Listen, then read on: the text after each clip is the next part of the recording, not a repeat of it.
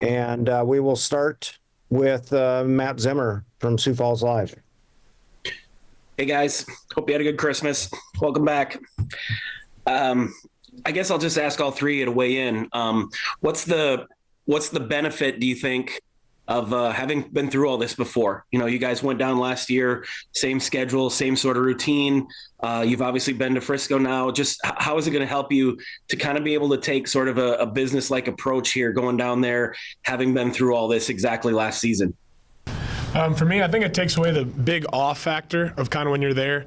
And we tried to minimize that as much as we could last year, but obviously when the fans are all there, you're kind of in awe a little bit. But this year, I mean, we kind of know what it takes, know who's going to be there. So I feel like that's probably one of the biggest things. I don't know if there's a ton of that, just because I think it's cool to soak it all in and take in the moment. We're one of two teams left playing. We're blessed to be in this position, and we just want to take it in and absorb. For me and some other guys, this is kind of our last hoorah, so we just want to take it all in.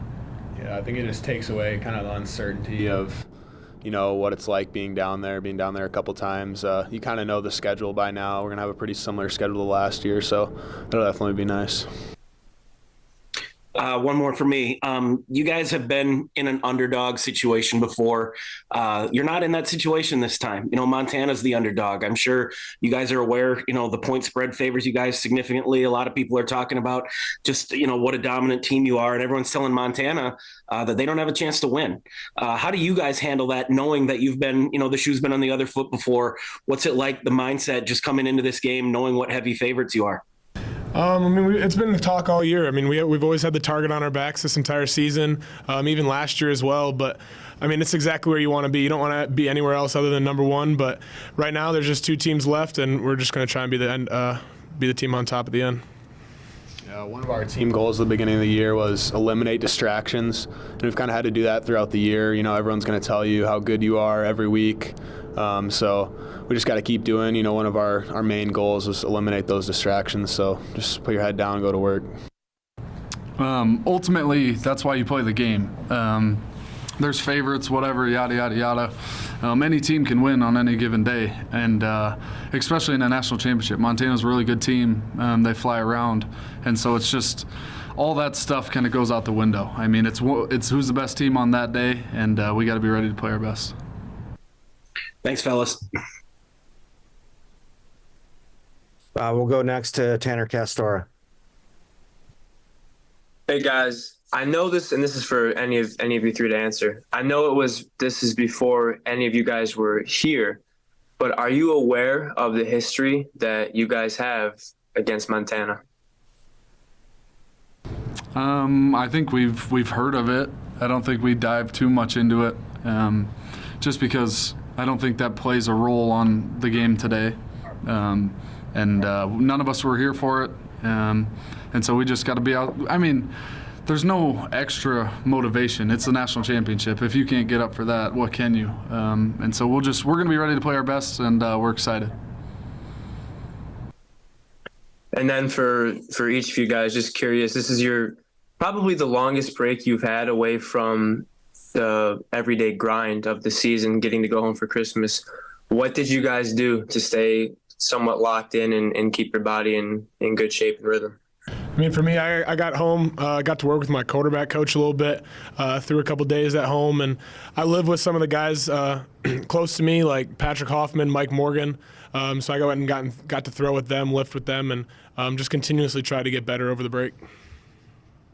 Yeah, I think most guys, you know, light workout, a little bit of running, but it was also nice to kind of get away from football for a little bit. It's nice to have a little bit of break mentally, I guess, and just watching games instead of like actually preparing for one. So just kind of like light lifting, run, and, you know, get as best prepared as we can. Thanks, fellas. Thank you. Next question to Alvaro Torres with No Huddle. Hey guys, I hope you're having a great day, and I hope you had a great Christmas. Well, my first question is to Mark. Mark, first, congratulations for your being a finalist on the Walter Payton Award. A little late, but well, it's the first time we talk. we talk. Well, would you say this is the best defense you will have faced all season? And how much does it help to have already faced some dominant defenses within your conference? Yeah, no, this is going to be a great defense we got going against us, and they got a great guys up front. They got some great linebackers as well, and I mean, I'm really excited to play them. I know our offensive line is. I know our skill guys are as well. And it helps a lot playing in such a tough conference with the Missouri Valley, just because you got a tough defense that you're facing every single week, and they have so much variety throughout our conference, and so we're kind of ready for different things that Montana is going to be able to throw at us. But what's great too is we got one of the best defenses in the country right at home here, and get to play against them every day at practice and go one-on-ones, try to get each other better as much as we can. Well, you talk about offensive line. My next question is to Mason. How much pride do you take in how dominant your offensive line is throughout this season? And is there a statement you will be trying to make in this game aside from it being the title game? We always take pride in our work. I think that's the nature of the position. It's not the glorious and glamour, but there's merit and fun in seeing our other players and other teammates succeed, and we want to be able to put them in the best possible situation. And ultimately, we try to go out there and make a statement every week. We want to go out there and play our best football, and so I don't think that changes in any way. Well, my last question is to Adam. Adam, what does being the leader of the best defense in the FCS, like Mark said, mean to you? And what would you say has been the key to upholding such a high standard for multiple seasons now? Well, first of all, I think we got a ton of leaders on the defense. There's not just one in particular.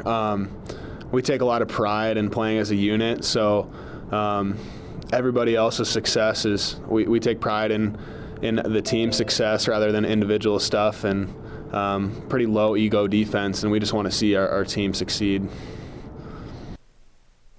Well, guys, thank you for your time. I hope you have a great game in Frisco, and go Sharks.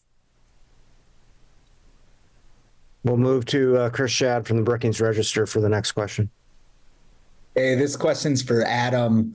I know the defense has been great all season long, but it seems like you guys have taken another leap to be an elite defense in the past month with 3 shutouts in your last 5 games. What do you think has helped you guys go from great to elite over the past month or so? I think we just take a lot of pride in doing our responsibility. We're not always looking, to make the big play. We're going to do our job, be sound, and when the plays come to you, they when they're there. But if you have to do something else to make a play for somebody else, everybody's willing to do that. And I think, like I said in that last question, is pretty low ego. Like we don't really care a lot about individual success necessarily. We just care about playing sound defense and playing as one. The other question I have for you is, Montana, they're able to create some big plays. They got some playmakers on the outside. They got a dual threat quarterback. What is the biggest challenge that the Grizzlies present to your defense to keep that streak going on January 7th? Yeah, from watching them on TV and stuff, you can see they play really hard. They've got some good running backs that run physically, and a QB that can, extend plays. So, it helps playing like that. Those teams in the Missouri Valley have kind of pieces of stuff we're going to see in the championship game, and just kind of piece it all together and try to keep them under control. Thanks, Adam.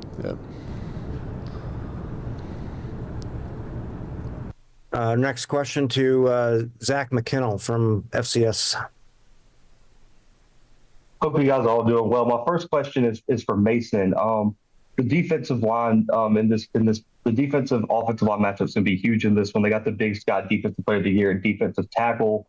What are some things that you've seen on film that are going to present some challenges for your unit, and how are you guys preparing to face those guys coming Frisco? Yeah, we got to be ready for a lot of looks. They're very multiple with their box and how they align. And they play super hard. That's one of the most impressive things. Week to week, you think teams play hard, but these guys play extremely hard, and you can tell that it's definitely coached. And they take pride in what they do, and they fly around. They play physical ball, and we're excited for the task. And then my final question to all three of you guys. Last year, you guys break through, win the national championship. You see this in this age of college football. A lot of guys will hit the portal. A lot of guys will explore other opportunities. You guys return. I mean, everybody. Talk a little bit about just the brotherhood you guys have formed and why you guys all thought it was important to come back and win another national championship, which is very rare in this day and age of college football. I think the grass isn't always greener on the other side.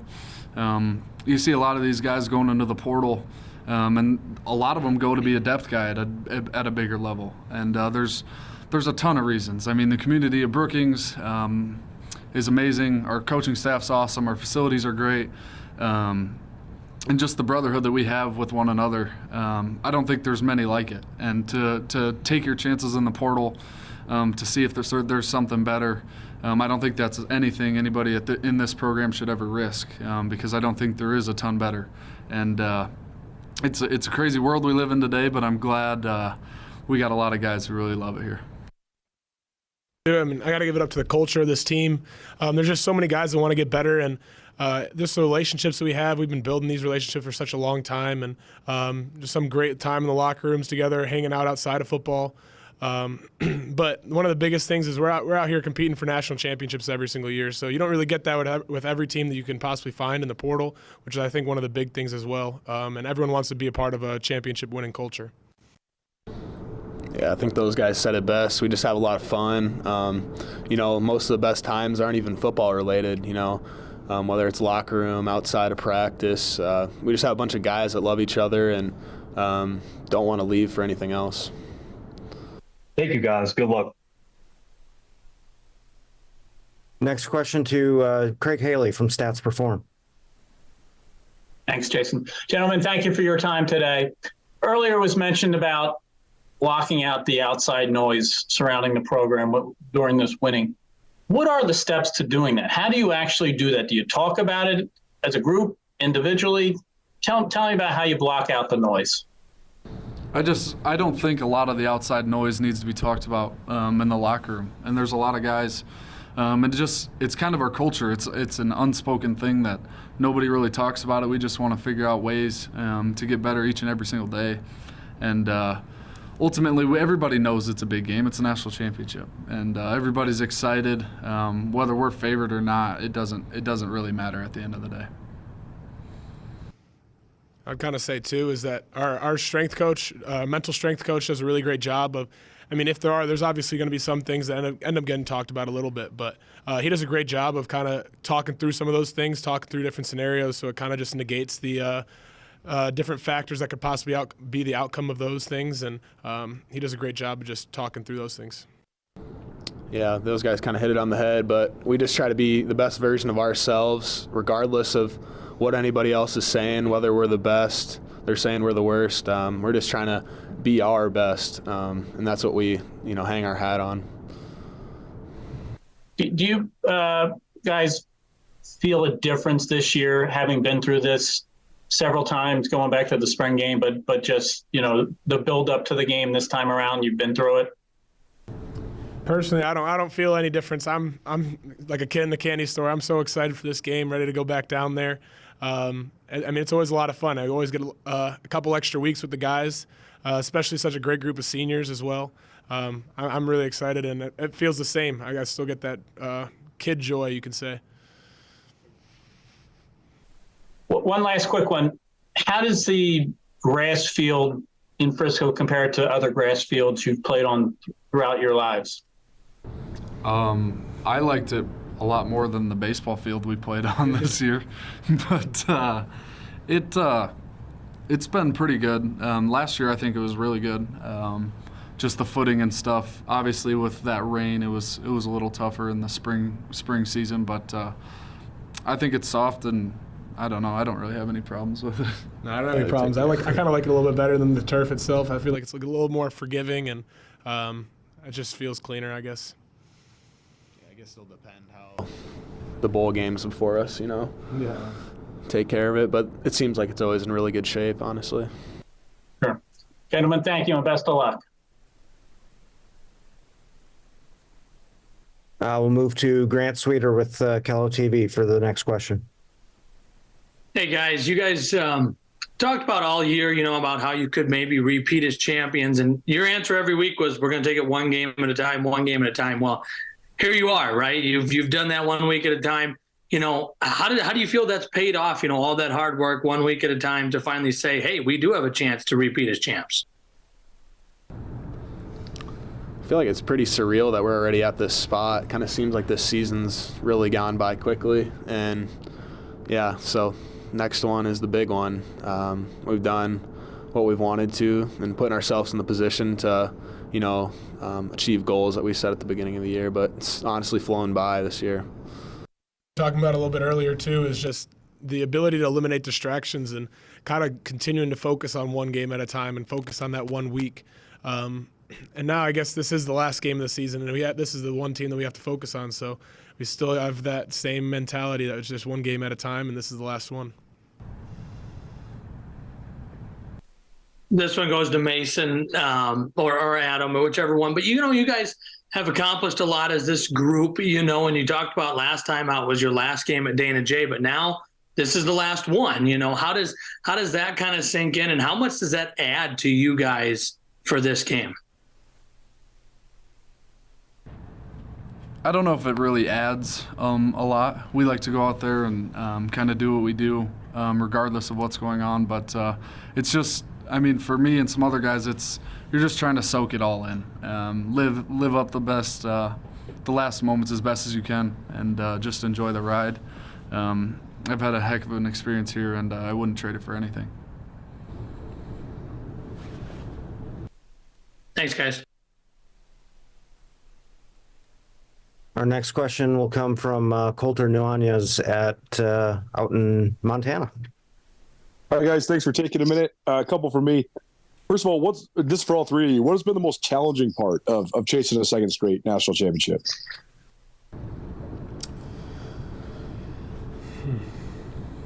I think it's a lot of exterior factors. The media and all these things, I feel like they try to create something necessarily a little bit to write about. Ultimately, we're just going in there and we're competing our tails off every day. And going against our defense all the time is what makes us better. And I don't know. I think just sticking together in this transfer portal world and all that stuff has been kind of the most difficult part. I would say just eliminating complacency. Once you win one, it's easy to say, "Oh yeah, we did it," but it's just as hard to not get complacent and keep working towards that second one. So I feel like we've done a good job of that and just trying to get better every single day. Does Montana remind you of anybody you guys have played this year? Defensively, I think they do a lot of similar stuff to kind of what Villanova did, at least in the box. They're very multiple. They play super hard, and they play physical football. It'll be they obviously present a bunch of different challenges and different stuff, but that was probably the most comparison, I would say. Mark, from your perspective, they run such different fronts, but they also run a lot of coverage on the back end too. So what's that part like, just prepared as a quarterback? Those couple things make it a little more difficult just because they like to do different disguises. They like to change it up out back there. They don't always run the same things every single play. But with all these three extra weeks that we got lots of time to try and dissect that a little bit more and kind of find different things. And it almost makes it a little more fun for me just trying to find different tendencies that they do on certain down and distances and different things like that. And Mason, you mentioned the front being very multiple. 99, though, seems like he's kind of the key. How much can he sort of show you just in terms of what they're doing? He aligns pretty much the same on most plays, but he does a lot of different things, and he does a good job of not giving those movements away. And he plays with a super high motor, and it's fun to watch on tape. And Adam, you mentioned the quarterback being able to extend plays. what's the challenge like in preparing for that? I know you've seen that a lot this year. It seems like a pretty common thing in college football. I mean, it'll come down to our D-line rising to the occasion, keeping him contained. And I feel like all year, even into last year, they've done a really good job of doing that. So it'll be a big challenge for the D-line, and I know they're ready for it. And last one for me, for all three of you guys, what's this year been like under Coach Rogers? Because I got to know Coach Stig pretty well, and I mean, what a great guy he is. But Coach Rogers seems like he's sort of carried it on himself. So, I mean, what's this year been like for you guys under this new coach? I think it's been awesome. He's super relatable just having played here. And he expects a lot out of us, and we wouldn't want it any other way. And I think it's awesome how much he doesn't allow complacency within our program. He wants us all to keep growing and reach our full potential. And he makes that happen. On days when guys are dragging a little bit, he gets us up and does a good job leading the group.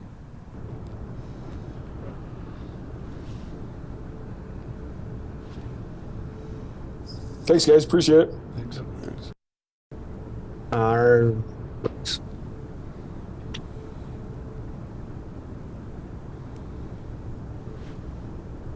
Having some issues.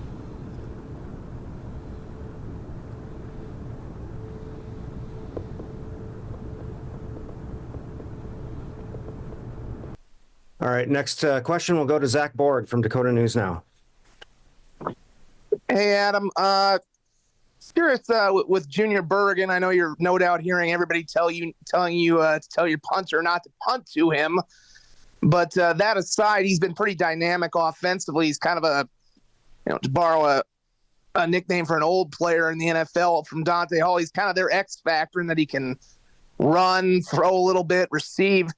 Is he a bit of a unique challenge for you guys defensively that you haven't necessarily seen a player like this who can kind of impact things at multiple levels? Yeah, he's definitely, an outstanding player, and it'll definitely be something that we need to, key into and always know where he's at. So whenever you have a guy like that can make explosive plays, you always got to have an eye on him with somebody. So as the week goes on and we start to get more of our game plan in, he'll definitely be a big part of it. For all three of you, I know there was talk throughout the while that maybe this national championship would be a conference rematch, whether it was North Dakota State, whether it was maybe even USD. I know you don't necessarily care about who the opponent is when you get there, but now that you are here, is it kind of nice to have something different, a totally unique matchup like this in Montana? And can be for any one of you guys. I mean, I think it's nice. It's nice to have a different change and kind of see a new team down there. I mean, we're really excited to have a chance to play them. They've had such a great history in their program as well, so it's going to be kind of cool to have two great history of programs playing against each other. That's all I got. Thank you. Move on to Andrew Holton from the Brookings Register. Got a couple for Adam. You've missed, games now in multiple seasons with injuries. What was that kind of process like, missing games, and what's it like being able to play for a national championship once again after having gone through that? It's tough. You train all year, you train all summer, and then, have unfortunate injury that, keeps you out of the game. And that's definitely tough. But everybody's stepped up, throughout the year, regardless of what position, and stepped in when we've had injuries. And, it's a bummer when you can't be out there and play with your guys, but it's nice to be back. And, nothing that compares to, being out, you're at your lowest point, to hopefully, highest point at the end of the season. So it's definitely, two extremes. You mentioned the, kind of cohesiveness on the defense, but specifically, you guys at linebacker, you mentioned how guys stepping up. How much do you think that cohesiveness really helps you guys as a unit to be successful? Yeah, it's awesome. We have a lot of fun as a defense, and that's been one of the main things I feel like, keeps us so close is we have a lot of fun at practice, and especially in the linebacker unit. I don't think we've had a closer group of guys as far as, a linebacker room, and that always helps a ton, playing great defense. Thanks, Adam. Go next to Ian Sachs with Kello TV. Hey guys, you hear me? Okay. My question is really for any of you guys. How have you seen Coach Rogers grow over the course of his first year as head coach? I mean, obviously, him and Stig are completely different people in their own rights, and they both do their different things that really work. But I feel like he's just been doing a great job of just being able to be a great communicator with all of us, especially as captains up front, and kind of asking us the vibes of the team, I guess, and understanding what we want. And I feel like it's a great thing that kind of what Mason was saying earlier, that he's been through this program. He knows what it takes, and he's really easily to be relatable to us as well.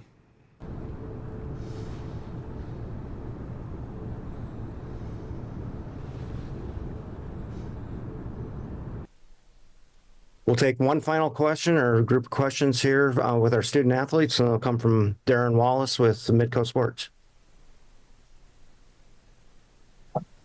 Is it okay? I have one for each. Is that too much? I just Go want ahead. one for, okay, yeah. So guys, I'll start with Mark.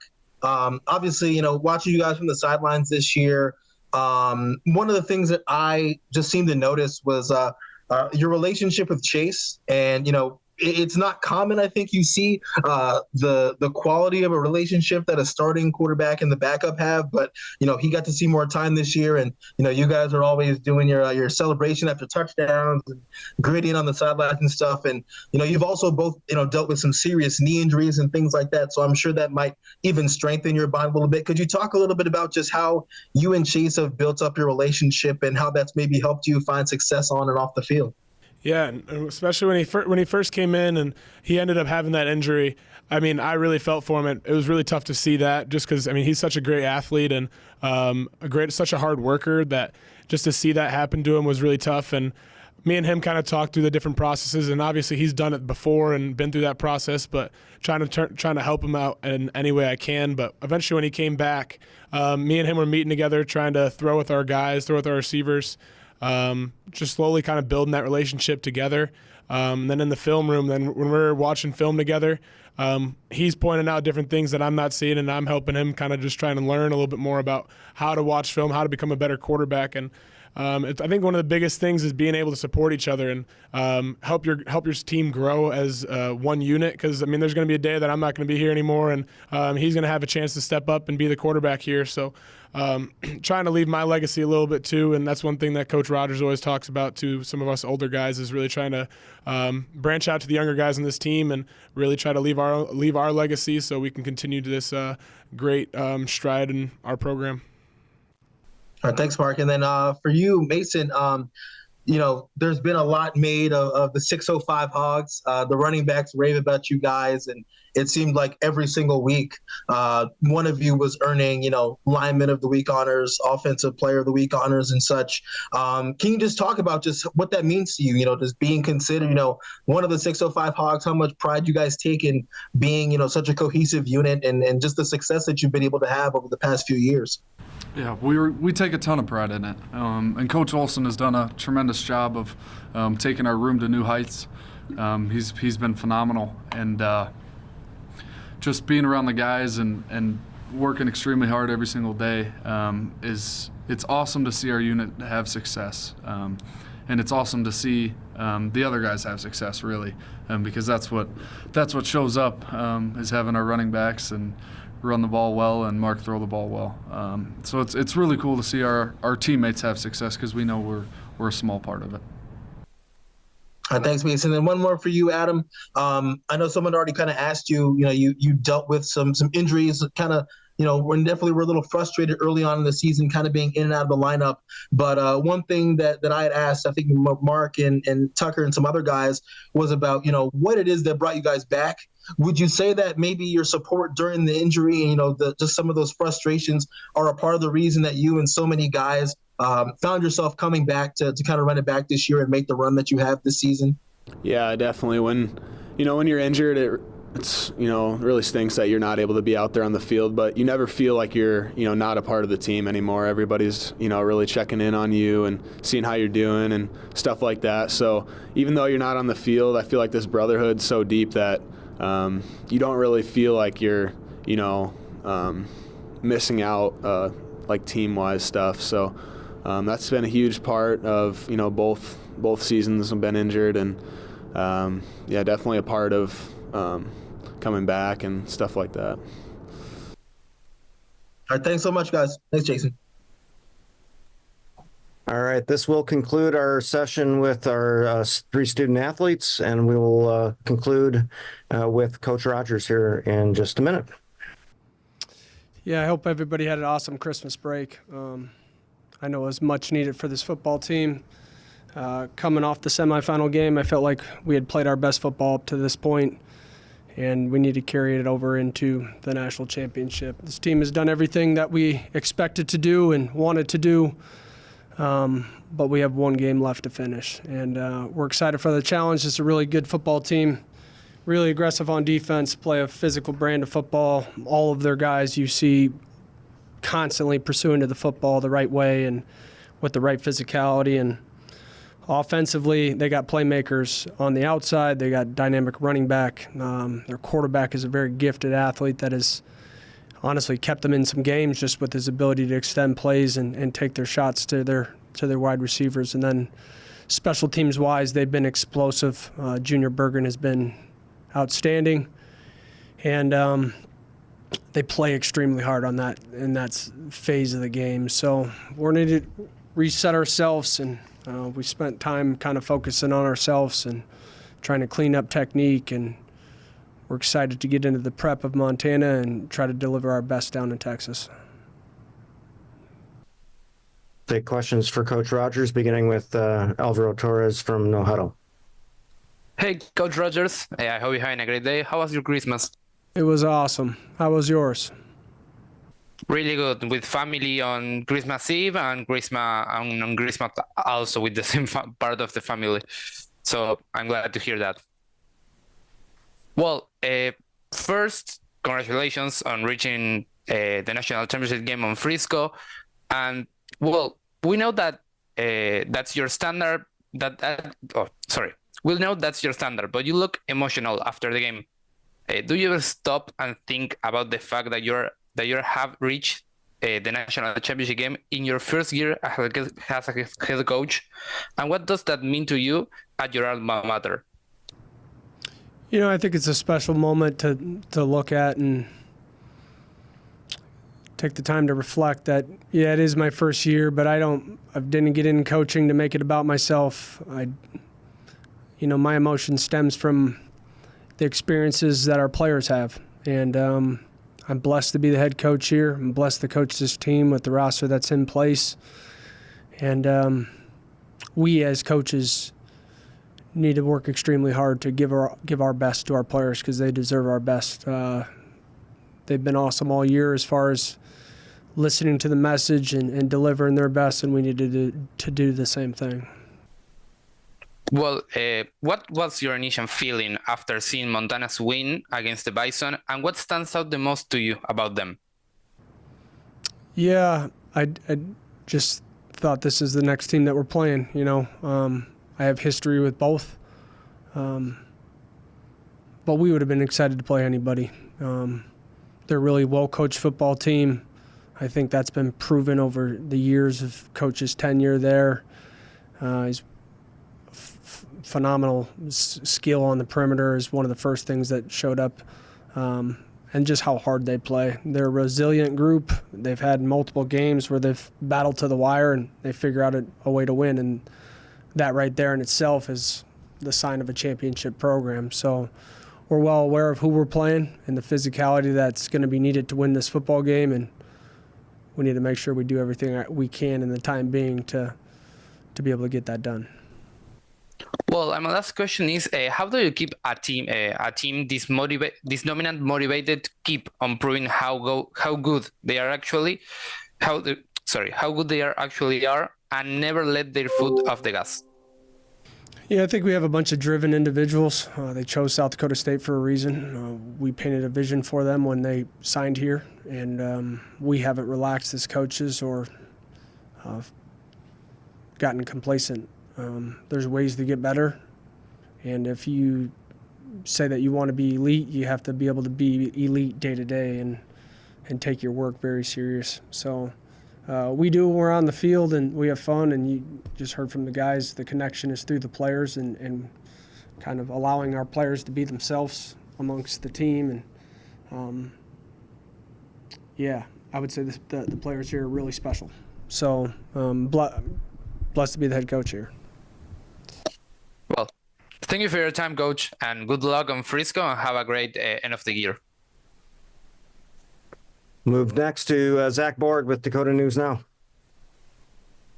Coach, on average, how often has somebody told you not to punt to Junior Bergen in this upcoming game? Well, I've seen him, and he's dynamic. We need to be aware of where he's at when he's on offense, because he is a big play threat every time he touches the ball. But we got to do our best to say you just can't kick to somebody. You know, he may touch the ball at any point. We got to tackle, and we got to do our part. And he reminds me a lot of Cade Johnson, who we had here a couple years ago, who's still in the NFL. So nothing that he has done is shocking with the skill set in which he has. He's a great player, and he'll create challenges. We just need to respond. Is their offense a little unique to defend in terms of what you've seen through conference play? Obviously, he's, like you said, he's like a Cade, a little bit of an X factor in what he can do in terms of run, pass, and receive. Gilman's obviously good, the quarterback. They seem to be a little bit – they have some versatility. They're a little different dynamic, whatever you want to call it. Are they a little unique to defend for you guys? I wouldn't say unique. They have great talent, and they're really physical, and they do similar things that we've seen, and they do some things that we haven't seen. They play with extremely wide splits up front, and at times that they don't. So we're going to need to adjust in the game. Nothing that we come out with will always be perfect. We're going to have to adapt and see what they're doing and see how they're attacking us on defense and adjust. So it's going to be a 4-quarter game. We know that. But, yeah, they have great players. Their quarterback, their running back, their wide receivers, they're a special group. So we're well aware of who we're playing. And finally, obviously, you've talked a lot with the guys, the older guys here, about leaving their legacy. And certainly for that group that you played with in 2009 that helped build this whole program, in a way, everything that's come since is that group's legacy, and every other group that kind of helped build this program. If we'd gone back 14 years ago and said, this is what the program will be to you as a senior and all your teammates from that group, would you said, yeah, this is pretty much what we'd like to see it become one day? Yeah, I think that's what we set out to do when we came here. I envisioned being the best team in the country when I committed here. Does it take time? It took longer than I expected. It took years of heartache. But it took a consistent approach of effort and toughness and will and finding the right kids to want to compete and do it consistently at a high level day in and day out. We have that. And yeah, it means the world to me. It's been years in the making. It's just not this one team. Because a team year to year is made up of accumulation of years in which they've put into this already. This senior class is special because of the years of work that has gone into this. And it means the world to me to leave this senior class out on it's one last game, and we need to finish on the right note. Thank you, sir. And we'll go to Matt Zemmer, Sioux Falls Live. Jimmy, Mark Gronowski's been your starting quarterback for 3 years, and he's taken you to Frisco 3 times. Obviously, I'm not suggesting that Mark did that all by himself or anything, but just what does that say about what he's brought to this team, the it factor, so to speak, that he's had as your quarterback? Yeah, I think the it factor is Mark. He's a winner. He doesn't ever feel like he's down, and the moment's never too big for him, and he doesn't get rattled. I think that's a rare trait, and I think it's really hard to find, and I think if you try to look for it, you'll fail more than you end up right. Mark had all the intangibles. We got to know his family in recruiting. We felt like he was the right fit. he's a well-rounded individual. It's not just football. He's, really good in school too, and he's going to have success out when football's done for him. And he's just a great leader, worker, teammate. The guys love him, and that was from day one. He had the moxie to lead this team with an extreme level of focus when he stepped on the field to change from friend to competitor, and that's rare. It's really rare. I think more young guys these days are caught up in how do I fit in, and rather than coming here for a reason and competing to be the best. And he did that, and then had the moxie to show an older team at that time that he was the right fit. And then with that comes reps, and reps are invaluable. So he's taken full advantage of the opportunity that's been presented to him, and he's ran with it. And I'd say he's probably the greatest quarterback that's ever played at South Dakota State just because he wins. And we're blessed to have him. How much are you guys benefiting from the fact that you were just here last year, just as far as you can kind of go down there with the exact same routine and not be in any sense of figuring things out? You just go down there, same kind of business you took care of last year. Yeah, I think the routine part is a big deal, just because I believe in routine and habits. So yeah, I don't know if it's an advantage, but we'll feel more comfortable that we've been down there a couple times. Yeah. That's all I got, Jim. Good luck. Thanks. We'll go next to Zach McKinnell with FCS Football Central. Coach, hope you're doing well. My first question has to do defensively. Over the first 3 games, you guys did not record a sack, but have recorded double-digit sacks in almost every game since. What's been the biggest change that you've seen in your front seven and your defensive line to generate pressure on opposing quarterbacks? Yeah, I think if you looked at last year too, you'd see the same exact thing. I think when you watch this on film, you may think, I got to get the ball off. And I got to get the ball out of my hands quickly. And we got to move the pocket. And we got to dink and dunk. And then you realize that doesn't work. And you go back to kind of what you do as an offense. And you don't try to mimic other people. But yeah, that was the same thing last year. The world made a big deal about us not having sacks early. I never said one thing about us having sacks because I'd already experienced that the year prior. Sacks come. Quarterback hurries are just as good. Tackles for loss are just as good. Impacting the quarterback and moving him off of a path has an impact on the game. And just because the first 3 games didn't lead to sacks, I didn't think anything of it, honestly. I know what this defensive line is capable of. I'm well aware of the depth of this defensive line. I watch it every day. I watch them compete. One of the hardest working position groups on the team, and there's just a lot of them, and we're blessed to have all of them.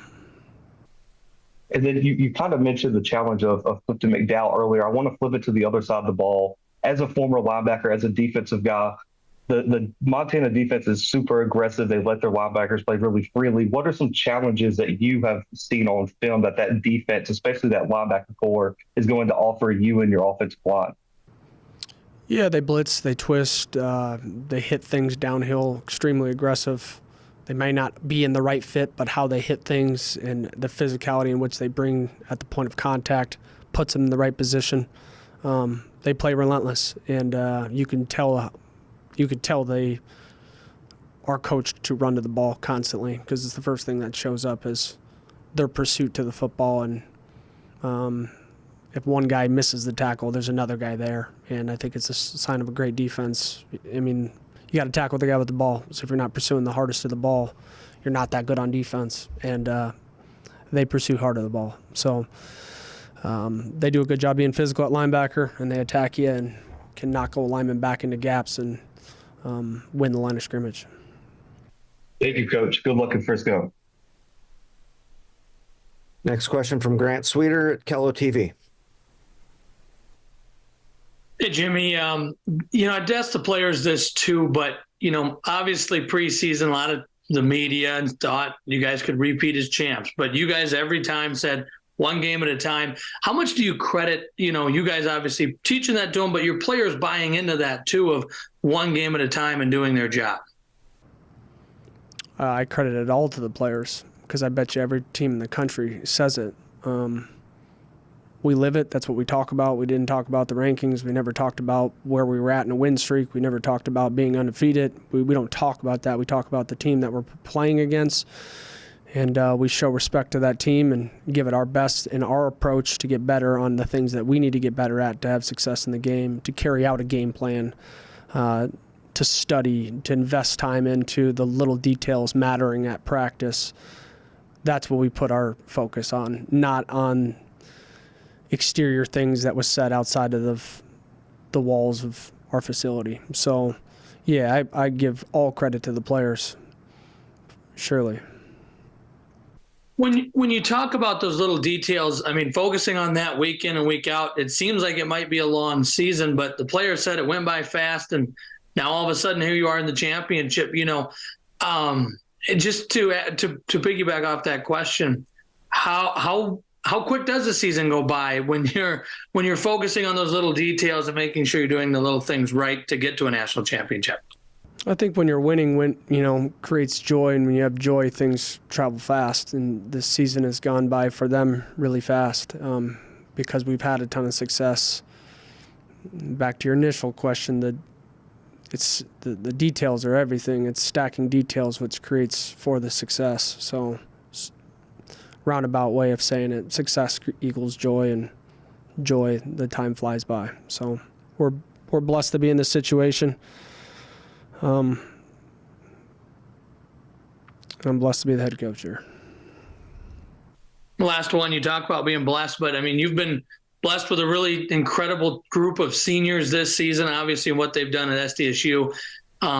We talked about how last week, 2 weeks ago now, was their last game at Dana J. Now this is their last game at SDSU. I mean, what has this senior group truly meant to, not just this season, but obviously the legacy at SDSU and what they've done in their career? I think what they've done is incredible. This will be the winningest senior group in school history. I talk about this all the time with the guys, just leaving your legacy. And for me, that has nothing to do with wins and losses. That has everything to do with your individual approach to impacting the people around you. And I don't know if we will see their legacy. Hopefully we don't. Hopefully nothing changes in the next several years. And that's how you know that they left their mark, because our team will remember the experiences and that connection and what made those players great. They will mimic that to have the same type of success, because they have talent. There's a lot of people with talent. Talent is a myth. It's about how you work day in and day out to be at your best, to conquer the moments in your life, to not surrender to complacency, to be average. And this group has it. I think it's rare, but I think I'm hoping in years to come we don't drop a beat because of what this senior group has done to the individuals on this football team. That's how you could see the mark of who they are. Thanks, Jimmy. We'll go next to Darren Wallace from Midco Sports. What's up, Coach? I had asked Mark about kind of his relationship with Chase and just being the head coach and being around these guys every day. Is there anything that you notice, anything that stands out to you about how they connect, being the starter and the backup, just how that relationship has maybe helped them on and off the field, and any takeaways that you've noticed from them over the past few years? Yeah, I'd say the relationship is special and somewhat unique. I think it takes maturity on both ends. For one, Mark is just a great leader, but I think Chase is a leader and with how he carries himself too. He understands right now his role. He works extremely hard, mentally and physically, to be the best version of himself he can be, and he celebrates his teammate. His teammate just happens to be Mark Konowski. So, yeah, I give a ton of credit to Chase because he's a phenomenal talent, and I'm excited to see him in the next couple of years. Because he's a winner as well.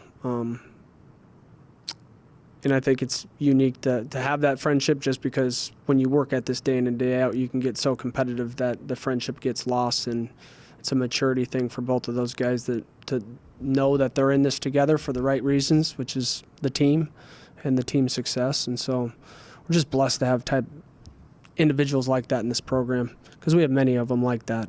It's just not those two. Right. Speaking of great individuals, I think, even being a defensive guy, I'm sure, you'll be the first to admit that the big guys up front can do a lot for not just an offense, but really for the whole team. I'd asked Mason about kind of just the 605 Hogs, what it means to be a part of that group, and just how, the offensive line carries itself and prides itself on being such a successful unit. What can you say about just how they set the tone for the offense, how they set the tone for the defense as well, and just how they really kind of galvanize the team week in and week out? I mean, even after last game, I'd mentioned that, Garrett seemed really hyped up. It seemed like every time the guys were coming off the field, they were just amped up to just keep taking it to Albany again and again. So can you just speak a little bit to that group and how important they are to the team? Yeah, I think they're extremely selfless. They work really, really hard at their craft, and they devote a lot of time to it. And this group has been together now for 2 full seasons. And continuity is a big thing in college football, and to have your whole starting O-line come back after winning the national championship the year prior, it's a recipe for success. I love to watch them work on a day-to-day basis. Everybody gets to see them play on Saturday, but how that group is trained, how that group pushes itself, led by the leaders in that group. It's been really fun to see, because we got a lot of young guys that are going to be coming up that have a special talent, but I just got done talking about that. They can be talented, but they need to learn how to work and be physical and grind through the tough times. And this group, this O-line, kind of sets the stage for that moving forward. And then last one for you. I know during the season you talked about, your bye week is kind of your improvement week, but now, it'll be, I think 2 or 3 weeks since the last time you actually stepped on a field. And obviously you guys are used to it, having been in this situation last year. But just in terms of continuity, how do you take maybe the approach from last season and kind of apply it to this season, or maybe what's been different about this year, having the time off, getting ready for a game, when the last time you played was a few weeks ago after you just played, 9, 10, 11 consecutive games. How do you kind of readjust and regroup and make sure you start fast on game day? Yeah, the schedule is very similar to what we did last year. There's tweaks here and there, but nothing that's worth explaining. In a couple, less periods at practice, we have an older team. I got to keep them fresh. We got to keep them healthy. But how we practice hasn't changed. When we compete a lot of times versus each other. It's extremely physical. It's competition at the highest level, and that's how we get better, honestly. That's what we just got done doing for several days in a row. And we're going to turn our focus to truly Montana prep and the details that will go into that in order to have success in this game. All right, thanks, Coach. Best of luck. Appreciate it. All right, we are nearing the end of our hour here, so just would ask that those who have requested to ask questions just ask one so we can get through everybody, and then we'll go from there. Thank you. We'll go to Craig Haley. Thank you. Coach, thank you for your time. Hearing you talk about the legacy through the years of this program, just at some point, your program went from being the hunter to being the hunted, and maybe it was like a seamless transition. You don't even recognize it happening. But what is similar and what is different about those two dynamics, the hunter and the hunt and being the hunted? But you feel like you're hunting every day. I mean, I think that's, if you're a competitor and you understand what it takes to win, you don't discredit the losses, because you can learn a ton from losing. This program has felt the heartache of that for years, and to look past those losses or not find the fine detail in how you could have got better, you've wasted that opportunity. And I don't really think that the mentality changes. You're hunting your best, and that's the most important part, is trying to draw the best out of yourself on a daily basis so you can have the most success and give your best to the football team. And I think it's fairly simple. I don't think it's always easy because we're all humans, but if it means enough to you, you can find it. And I feel like this team has that. They have an edge to them. I think you could see it in how we play. There's a confidence. That confidence was built through getting through adversity. And we have a lot of guys returning on this team. And I can tell you this, they were not highly recruited, not highly sought after, and they've earned every bit of what they've gotten in their time here. And so, yeah, they don't feel like they've arrived. I can promise you that. Thank you, Coach. Best of luck. I'll go to Andrew Holton for the next question. Hey, Jimmy, this will be Adam Bach's last game in an SDSU uniform. What do you think has made him, one of the best to play linebacker at SDSU? Well, Adam Bach isn't done yet. But, yeah, he's one of the best to ever play here, for sure. It's his work habits, it's his study habits. It's I think he might have mentioned it earlier. He's fanatical about improving, and he doesn't get complacent. I think that's a rare trait. Credit to his parents. They did an unbelievable job of just raising a good person, great student, someone who's not afraid to fail. And he works extremely, extremely hard, physically, mentally. Just he's the total package. And I'm excited to get him back again one more year, although you guys thought he was done. Thanks, Coach. Appreciate it. I'll go to Chris Shad with the Brookings Register for the next question. Hey, Jimmy, I know you talked about Junior Bergen a little bit in Montana's special teams, but your special teams have had a slew of big plays during the postseason as well. How have they as a group impacted your team, not just in the playoffs, but all season long, coming up with those big plays to flip games? Yeah, I think our special teams have improved drastically, not just from last year to this year, but consistently throughout the season. We've gotten better and better, and credit to Coach Cashmore. He's done a really, really good job as far as developing a scheme that makes sense and being able to make tweaks here and there without it being too much for the guys. And our guys take pride in it. It's a third of the game. And in that third of the game, there's only so many opportunities, and that group is really bought into maximizing their opportunity, and it just has shown out lately in the playoffs. Matt Durance's block punt, and you guys see those things. We just look at the fine details of small wins, and the explosive plays have been huge as of late. Tucker Large has been great all season, though. So in many ways, we've improved, and I'm really proud of that. Really proud of Coach Cashmore, really proud of just the overall effort and buy-in of everybody on the football team that is a part of the special teams units. Thanks, Jimmy. Tanner Castora is next. Hey, Coach, going back to something that you said during your opening statement about how the guys had a much-needed break over Christmas. For you, anyone who's gotten to know you will quickly realize your intensity and how football truly is at the forefront of your mind. Knowing that you have this huge game in front of you, was it difficult for you to kind of compartmentalize and get away from things over Christmas? Or was that something that was easy, or something you struggled with to kind of take a break yourself? No, I took a couple days spending time with my family and my extended family. So, yeah, I took a couple days and we got back to it shortly after. But I think there's a need at times to separate yourself from the day-to-day, and I was able to do that, and, yeah, it was positive. Gotcha. Thanks, Coach. Thank you. Go next to Coulter Nunez. Hey, Coach, thanks for taking a minute. If there's one factor you point to in this game that maybe is above the others when it comes to matching up with Montana, what do you think that factor is? Say that question again. What do you think will be the primary factor in this game, or what do you think is maybe the most important element of the matchup? I don't know. I think they're all pretty important.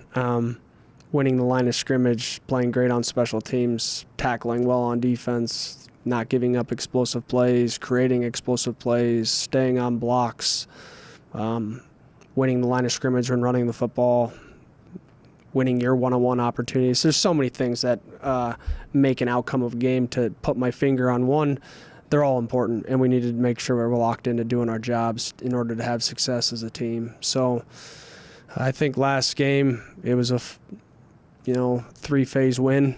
We played great in all ways, and we need to continue to do that into this game. And it's not going to be easy. We know that. Final question. We'll go to Ian Sachs with Kello TV.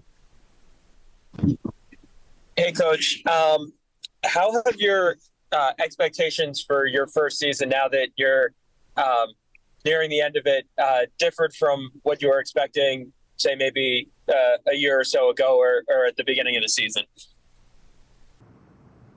Yeah, my expectations haven't changed.